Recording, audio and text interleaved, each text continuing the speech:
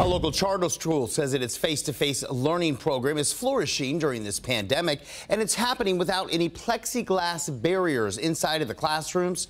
WMBF News reporter Jennifer Roberts joins us outside of Palmetto Academy for Learning Motorsports. So, Jennifer, how is the school making sure students and staff members are safe without plexiglass?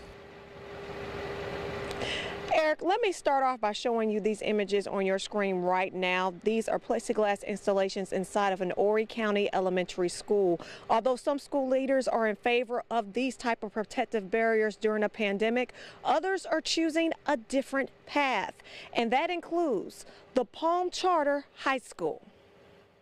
They're in the classroom, and we did different things to keep them safe. Diane Bauer is a math teacher at Palm Charter High School. Sanitizing calculators and keeping students spaced apart is part of her daily norm. She says the school safety plan is what's helping students flourish during this pandemic because they're able to keep their minds on learning and not on a pandemic. I didn't have anybody who was face-to-face who failed at all last semester. Principal Avery Moore says from the beginning of the school year, they implemented a realistic reopening plan based on safety measures that could keep kids in the face-to-face learning environment.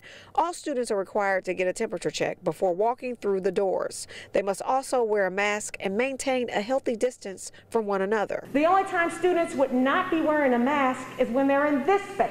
And of course, that's when students are spaced out, eating lunch. There are about 200 students enrolled in the charter school. The majority of them are in the traditional learning program. Moore says since the school year started, they've had a total of 4 confirmed COVID-19 cases for students and 4 cases for staff members. He says what's helped them to contain any spread and keep the school running is effective response based on DHEC guidelines and communication between school nurse, staff, and parents. He also says the smaller size of the school population contributes to their success of containing any potential virus threat. You know, COVID has brought education to its knees, but if there is these types of scares in the future, mega schools will end up having to shut down again, whereas the smaller schools are able to be able to take it and control it much easier than just it being out there in kind of the city of a school. Hands-on learning is what we are all about at Palm anyways, but we couldn't have that environment if we weren't here face-to-face.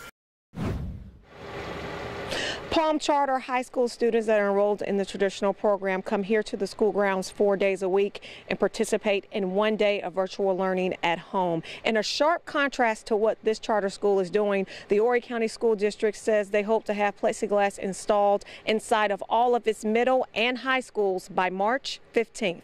Live in Horry County, I'm Jennifer Roberts, WMBF News.